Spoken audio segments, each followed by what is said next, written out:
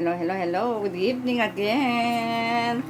Ayan. Nandito tayo sa kusina. Alam niyo na kung bakit. Luto ako ng dinner namin, ulam. So, nakabili yata yung manugang ko. Ewan ko, ano bang isda to? Sabi naman ng anak ko, isdang dilat. Sabi ko, anong isdang dilat? Sabi ko, yung pala, yung isda, ito pala yung, kaya pala dilat na tinawag niya. Hindi ko alam kung anong tawag dito sa isda. Ayan.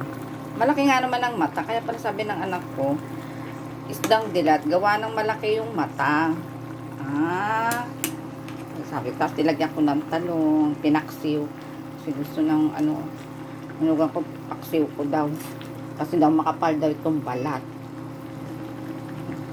Masarap kaya to. Ngayon pa lang ako makakakain itong isdang ito. Ayan, no.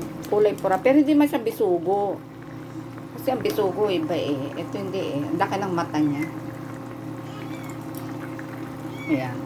Pinaksiw ko. Ganyan ako magpaksiw. Lahat na nilalagay ko ng sahog. Para masarap. Lagyan ko ng, ng kalabasa tuloy. Talong na kulay berde. Dala-dala yan galing sa Batangas.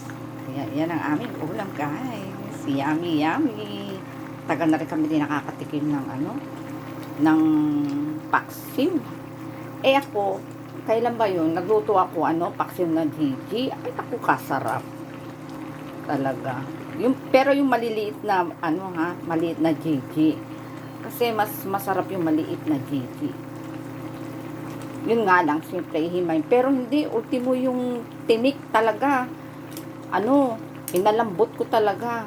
Para hindi ka matinik dahil sa liit ng Gigi. Yung iba nilalagay sa dahon eh. Hindi ako marunong kung paano eh. Kaya ginawa ko na lang, pinaksiw. Siguro paksiw din yun. Kaso nga lang, binalot lang ng limahan sa, sa dahon ng saging. Ako hindi na. Dinaretso na talaga paksiw. Masarap.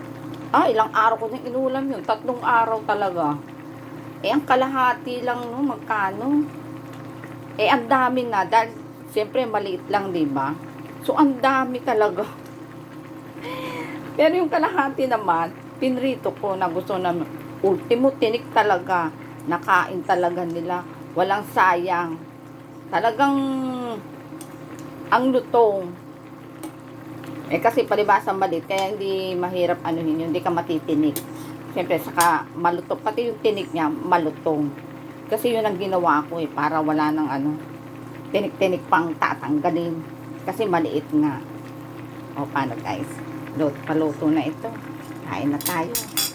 Bye! Nagkwento-kwento na ako. God bless all.